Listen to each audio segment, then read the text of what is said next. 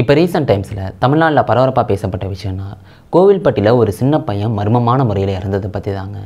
Police 10 தனிப்படைகளை அமைச்சு பயங்கரமாக விசாரிக்க ஆரம்பிக்கிறாங்க.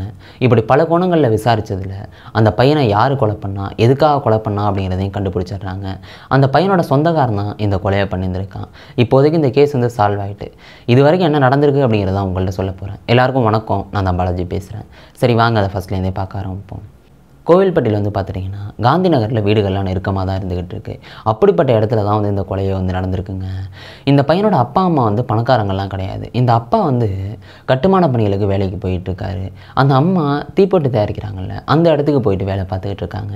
இதுலேருந்து வர்ற வருமானத்தை வச்சு குடும்பத்தை பார்த்துக்கிறாங்க. அவங்களுக்கு 2 பையன். மூத்த பையன் 7வது படிக்கிறான், 2வது பையன் 5வது படிக்கிறான். இப்படி நாட்கள்லாம் நல்லபடியாக போகும்போது தான் சின்ன பையனுக்கு அம்மா போடுது. இப்படி அம்மா போட்டாலே எங்கேயும் அனுப்ப மாட்டோம்ல, ஏன்னா பறவைடல, அதனால் வீட்டிலே இருந்துக்கிட்டு இருக்கான். இப்படி போயிட்டுருக்கு. ஆனால் அம்மா போட்டால் ஒரு வழக்கம் இருக்கும், இந்த பவுனை போட்டால் அந்த அம்மா குறையும் அப்படின்னு.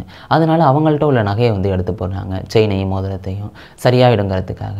இப்படி போய்கிட்டே இருக்குது. இந்த சம்பவம் நடக்க போகிற அன்னைக்கு வருது, டிசம்பர் 9ஆம் தேதி. அந்த அப்பா வேலைக்கு போயிடுறாப்புல. இந்த அம்மா என்ன பண்ணுறாங்கன்னா, காலையில் 9:20 போல் இருக்கும். அப்போ தன்னோட பையனுக்கு சாப்பாடை கொடுக்குறாங்க. அது மட்டும் இல்லாமல் டிவிக்கு ரிமோட் இல்லை அப்படின்னு கேபிள் கார்ட்ட ரிமோட்டை வாங்கி அந்த சின்ன பையன்கிட்ட கொடுக்குறாங்க. அந்த பையன் டிவி பார்த்துக்கிட்டு இருக்கான். இந்த அம்மா என்ன பண்ணுறாங்கன்னா, தீப்பெட்டி தயாரிக்கிற இடத்துக்கு போகிறாங்க. இப்போ இந்த பையன் கழுத்தில் நகை இருக்குது, கையில் மோதிரம் இருக்குது, டிவி பார்த்துக்கிட்டு இருக்கான், தனியாளாக இருந்துக்கிட்டு இருக்கான். இந்த பையன் உடனே அவங்க பாட்டி கிடைக்கிறான். இது மாதிரி பாட்டி அப்பா அம்மா வேலைக்கு போயிட்டாங்க வாங்க அப்படிங்கிற மாதிரி சொல்லி இருந்திருக்கான். அந்த பாட்டியும் பார்த்துட்டிங்கன்னா அடுத்த 1/2 hourக்குள்ளே வந்துடுறாங்க. இப்படி பார்க்குறாங்க, இங்கே டிவி ஓடின மாதிரியே ஓடிக்கிட்டே இருக்குது.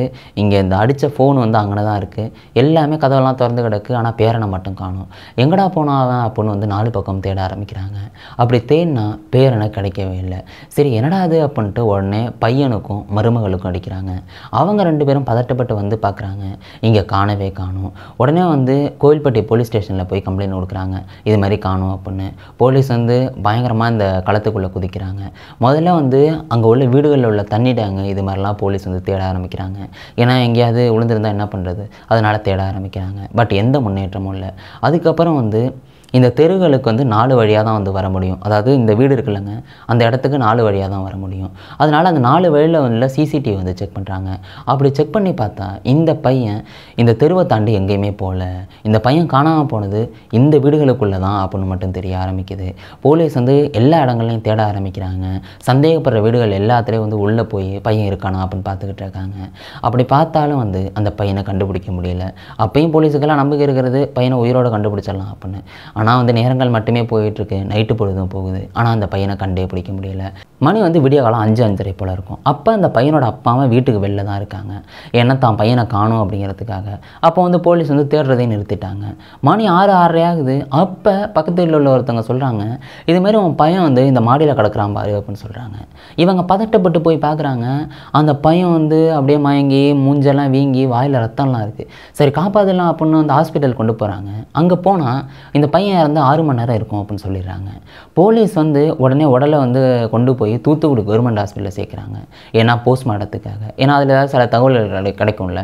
இப்படி போய்கிட்டே இருக்குது. போலீஸ் உடனே 3 தனிப்படைகள் அமைச்சு விசாரணையை தொடங்குறாங்க. அங்கே உள்ள சிசிடிவியெல்லாம் மறுபடியும் செக் பண்ணுறாங்க. அப்படி செக் பண்ணி பார்த்தா பல பேர் சந்தேக நபர்களாக இந்த தெருவுக்கே சம்மந்தமே இல்லாத ஆள்கள் வந்திருக்காங்க. இவங்க கொலை பண்ணியிருக்கலாம் அப்படின்னு நினைக்கிறாங்க. இவங்க ஏன் உள்ளே வந்திருக்காங்கன்னா, இந்த வீட்டிலேருந்து கொஞ்சம் தூரத்தில் சட்டவிரோதமாக மது விற்கிற ஒரு ஆள் இருக்காப்புல. அவங்கள்ட்டேருந்து மது வாங்கிறது தான் இவங்கெல்லாம் வந்திருக்காங்க. இவங்க யாரும் கொலையாளி இல்லை அப்படிங்கிறது மட்டும் தெரிய வருது. இந்த வீட்டிலேருந்து ஒரு 100 வீடுகளுக்குள்ளே தான் கொலையாளி இருக்கான் அப்படிங்கிறத போலீஸ் முடிவுக்கு வராங்க. ஏன்னா போலீஸ் தேடிக்கிட்டு இருக்கும்போதே விடியகால நேரத்தில் பாடியை கொண்டாந்து பக்கத்து வீட்டில் போட்டுருந்துருக்கான்ல, அதனால் போலீஸுக்கு சந்தேகம் வருது இந்த 100 வீடுகளுக்குள்ளே உள்ளவங்க மட்டும்தான். அது மட்டும் இல்லாமல் கேமராவில் யாரும் இந்த பையனை கடத்தி கூட்டு போகல. இந்த 100 வீடுகளில் தான் அந்த கொலையாளி ஒளிஞ்சிருக்காங்கிறதுனால 3 தனிப்படைகளை 10 தனிப்படைகளாக மாற்றுறாங்க. பயங்கரமாக விசாரணை போய்கிட்டுருக்கு. பல வீடுகளில் பயங்கரமாக சோதனைகள்லாம் போய்கிட்டு இருக்கு. 50 பேரை விசாரணைக்கு கூப்பிட்றாங்க. இது மாதிரி இவங்கெல்லாம் கொலை பண்ணியிருக்கலாம் அப்படின்னு கேள்விகளை கேட்டுக்கிட்டே இருக்காங்க. இவங்கெல்லாம் போலீஸ் என்னென்ன கேள்விகளை குறுக்கு விசாரணை பண்ணுவாங்களே, அதெல்லாம் விசாரணை போய்கிட்டே இருக்குது. அந்த 50 பேரில் 9 பேரை மட்டும் இவங்க கொலை பண்ணியிருக்கலாம் அப்படின்னு சந்தேக நபரை ஒதுக்கி வைக்கிறாங்க.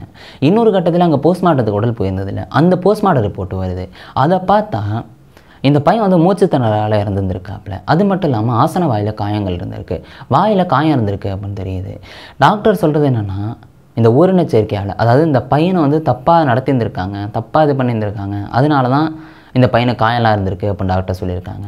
அப்போ போலீஸுக்கு தெரிஞ்ச விஷயம், இந்த பையனை வந்து நகைக்காகலாம் கொலை பண்ணலை, இது மாதிரி விஷயம் இது பண்ணுறதுக்காக தான் வந்து கொலை பண்ணியிருந்திருக்கான் அப்படின்னு மட்டும் போலீஸுக்கு தெரிய வருது.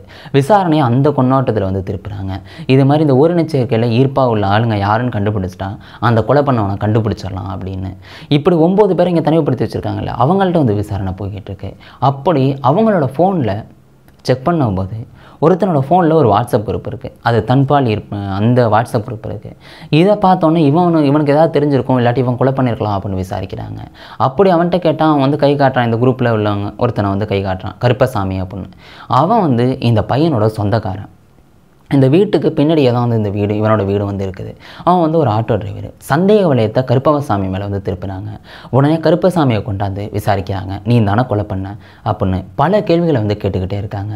அந்த கருப்பசாமியும் பதில் சொல்லிக்கிட்டே இருக்காப்புல. அப்படி ஒரு கேள்வியில் அவன் வந்து மாட்டிக்கிறான். போலீஸ் என்ன கேட்குறாங்கன்னா, அந்த பையன்கிட்டேருந்து செயினையும் மோதிரத்தையும் எடுத்தில, அது எங்கே அப்படின்னு கேட்குறாங்க. அவன் கருப்பசாமி சொல்கிறான், மோதிரமே இல்லையே, செயின் மட்டும்தானே இருந்தது அப்படின்னு சொல்லிடுறான்.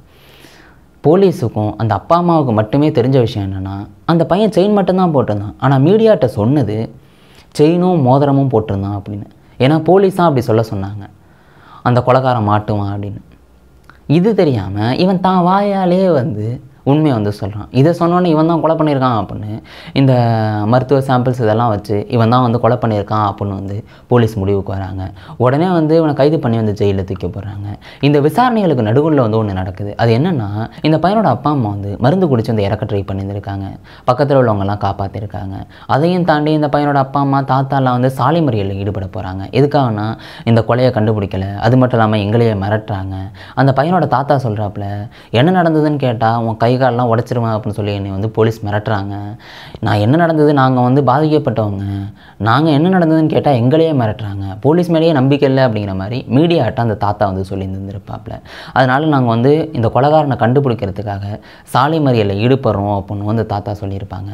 கடைசியாக வந்து போலீஸ் வந்து பேசி அந்த சாலை மறியல்லையும் வந்து தடுத்துடுறாங்க, கண்டுபிடிக்கிறோம் அப்படின்னு. அந்த நேரத்தில் இங்கே கருப்பசாமிகள்கிட்ட வந்து விசாரணை வந்து போய்கிட்டு இருந்ததுங்க. அதையும் தாண்டி வந்து பார்த்துட்டிங்கன்னா, இன்னும் சில பேர் வந்து சொல்லியிருந்திருப்பாங்க, ஏன் எங்களில் உள்ளவங்களை அடித்து வந்து துன்புறுத்தி கொலையை ஒத்துக்கன்னு சொல்லி மிரட்டுறீங்க அப்படின்னு போலீஸ் மேலேயே வந்து இது சொல்லியிருந்திருப்பாங்க. கடைசியாக போலீஸ் வந்து இதை சொல்கிறாங்க, கருப்பசாமி தான் அந்த கொலையை பண்ணியிருந்திருக்கான், நாங்கள் கைது பண்ணி ஜெயிலில் போட்டிருந்துருக்கோம் அப்படின்னு. இப்போதைக்கு இந்த கேஸ் வந்து சால்வ் ஆகிட்டுங்க. முன்னையெல்லாம் வந்து பெண்களுக்கு தான் பாதுகாப்பு இல்லை அப்படின்னு சொல்லுவாங்க. ஆனால் இன்றைக்கி காலகட்டத்துக்கு ஆண் குழந்தைகளுக்கே பாதுகாப்பு இல்லாமல் தான் இருக்குது. ஏன்னா இப்போ ரீசெண்ட் டைம்ஸில் கூட ஒரு சம்பவம் கேள்விப்பட்டிருப்பீங்களே, அதுல் சுபாஷ் கேஸு. அவங்க வந்து ஒய்ஃபால் அந்தளவுக்கு சித்திரவதைப்பட்டு கடைசியாக 80 நிமிஷம் வீடியோலாம் போட்டு யோசிச்சு பாருங்களேன். அது மாதிரி சில சம்பவங்களும் நடந்துக்கிட்டு தான் இருக்குது. உங்களுக்கு இந்த மாதிரி சம்பவங்களை பார்த்தா என்னங்க தோணுது? அதை கீழே கமெண்ட் பண்ணுங்கள். இன்னொரு வீடியோவில் நான் உங்களை சந்திக்கிறேன். Bye guys.